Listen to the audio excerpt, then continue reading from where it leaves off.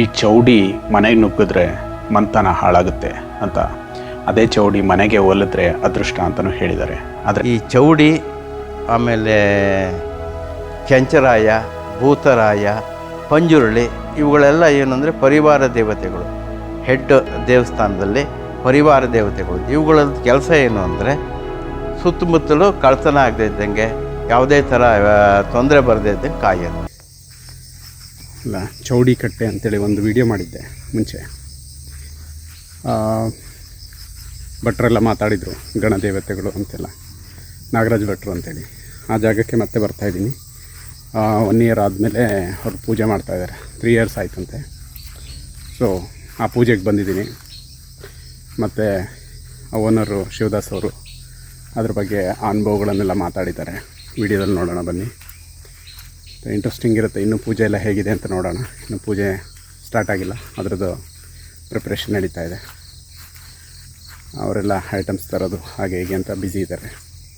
So ನಾನು ಇಲ್ಲಿ ದೇವಿ ಹತ್ರ ಹಾಗೆ ಬಂದಿದ್ದೀನಿ, ನೋಡೋಣ.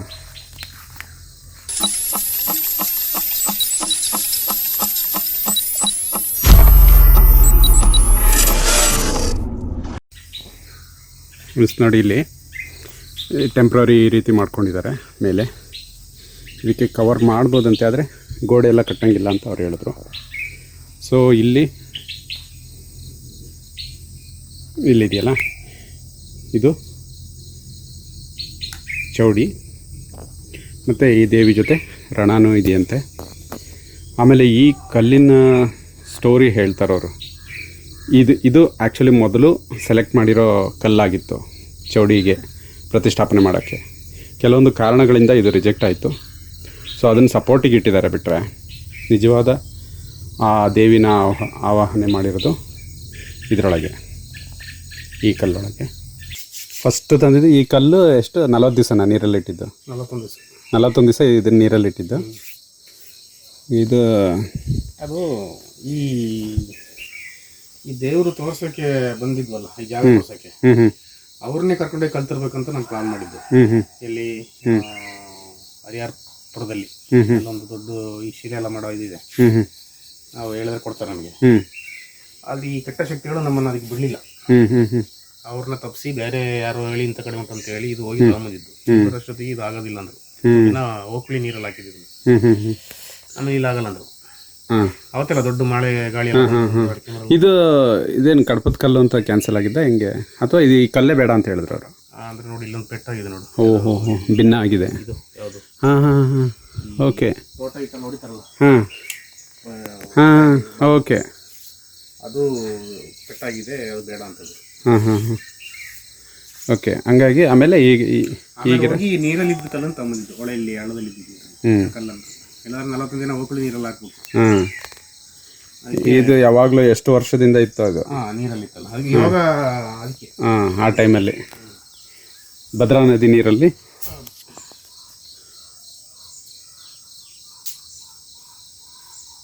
ಈಗ 3ನೇ ವರ್ಷದ್ದು, 3ನೇ ವರ್ಷದ ಪೂಜೆ,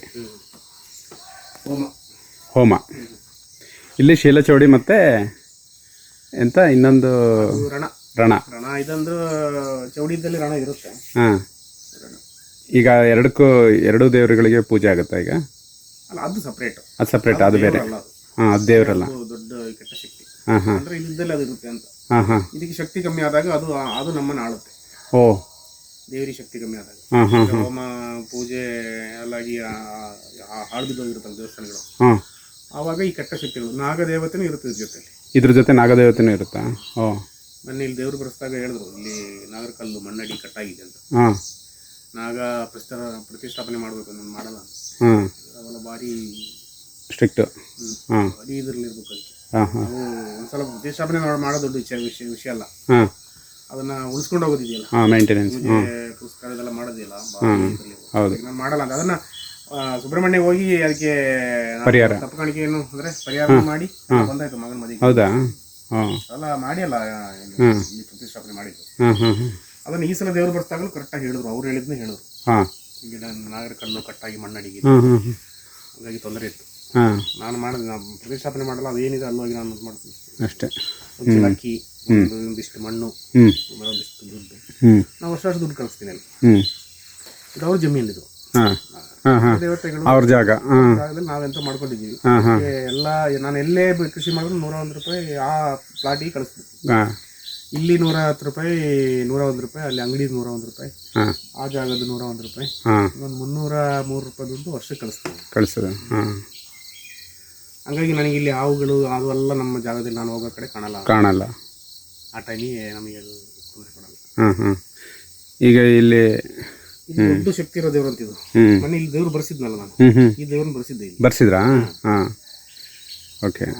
ಅದಕ್ಕೆ ಭಾಳ ದೊಡ್ಡ ಶಕ್ತಿ ಇರೋ ದೇವ್ರು. ಯಾಕಂದ್ರೆ ವೆಜ್ ಅಲ್ಲ, ವೆಜ್ ದೇವ್ರುಗಳಿಗೆ ಭಾರಿ ಶಕ್ತಿ ಅಂತೆ. ಹಾಂ ಇಲ್ಲಿ ಬಲಿ ಏನೂ ಇಲ್ಲ, ಕುಂಬಳಕಾಯಲ್ಲೇ ಬಲಿ ಕೊಡೋದು.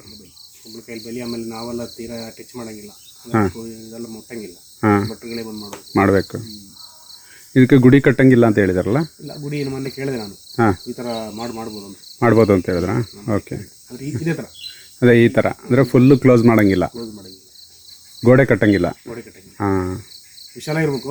ಏನು ನೆರಳಿ ಬೇಕಾದ್ರೆ ಮಾಡ್ಕೊ, ಬೇಕಿದ್ರೆ ಒಂದು ಮಾಡ್ಕೋಬೋದು ಅಷ್ಟೇ. ನಮಗೆ ಬೇಕಾದ್ರೆ ಅವರಿಗೆ ಬೇಡ. ಹಾಂ ಅದಕ್ಕೆ ಹಾಗೆ ಸುಮಾರು 400 ವರ್ಷದ ದೇವರಲ್ಲ ಇದು. ಹಾಂ ಇದು ಪಾಳುಗಾರಿಕೆ ಅನ್ನೋ ಜಾಗ ಅಂತಿದ್ದು. ಓ ಹಿಂದೆ ಪಾಳುಗಾರಿಕೆ ಮಾಡ್ತಿದ್ರು ಈ ಜಾಗ. ಹಾಂ ಹಾಂ ಹಾಂ ಆಗ ಬಿಟ್ಟು ಭಾರಿ ದೊಡ್ಡ ದೊಡ್ಡ ಕಥೆಗಳು ನಡೆದಿರೋಂಥ ಜಾಗ ಇದು. ಅವರು ನಡ್ಸ್ಕೊಂಡು ಬಂದು ಅವಾಗೆಲ್ಲ ಯಾವ್ಯಾವ ದೇವ್ರನ್ನ ಪೂಜೆ ಮಾಡ್ತಿದ್ರು ಯಾರಿಗೆ ಗೊತ್ತು? ಆವಾಗ ನಡ್ಸ್ಕೊಂಡು ಬಂದಂಥ ದೇವ್ರು ಅಂತಿದ್ದು. ಹೌದಾ? ಹ್ಞೂ ಹ್ಞೂ ಆಗ ಅವ್ರ ಜಾಗದಲ್ಲಿ ನಾವಿರೋದ್ರಿಂದ ಪಾಳುಗಾರಿಕೆ ಮಾಡ್ತಾ ಇದ್ದವ್ರ ಜಾಗ ಅಂತೆ. ಹಾಂ ಎಲ್ಲ ಸೃಷ್ಟಿ ಹೋದ್ಮೇಲೆ ಇದು ಪರದೇಶ ಆಯಿತು.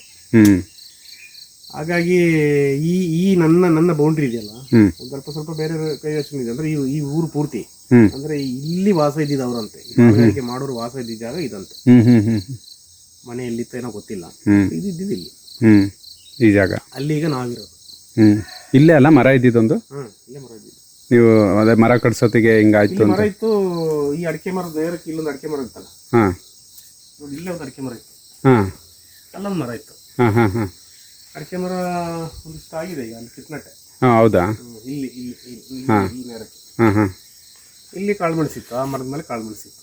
ಹಾಂ ಕಾಳು ಮೆಣಸು ಮೇಲೆ ಹತ್ತಿ ಎಲ್ಲ ಕುಯ್ತಾ ಇದ್ವಲ್ಲ, ಹಾಂ ಹಾಂ ಹಾಂ ಇಲ್ಲೆಲ್ಲ ಫುಲ್ ಕಾಡು ಥರ ಇತ್ತು. ಹಾಂ ನಮಗೆ ಗೊತ್ತಾಗಲಿಲ್ಲ ಅದು. ಅದು ಇಲ್ಲಿ ಒಂದು 2-3 ಮರ ತೆಗೆದ್ರಾ? ಒಂದು 5-6 ಮರ ಹೋಯ್ತಾ? ಇಲ್ಲ, ಒಂದೇ ಮರ. ಒಂದೇ ಮರ ಹೋಗಿದೆ? ಮರ ಹ್ಞೂ ಈ ಲೈನಿಗೆ ಒಂದೇ ಮರ ತೆಗೆದು ಹ್ಞೂ ನಾವೆಲ್ಲ ನಟ್ಟಿದ್ದೀವಿ. ಅದು ನೆಟ್ಟಿದ್ದೀರಾ? ಹಾಂ ಎಲ್ಲ ಬಂದಿದ್ವಿ.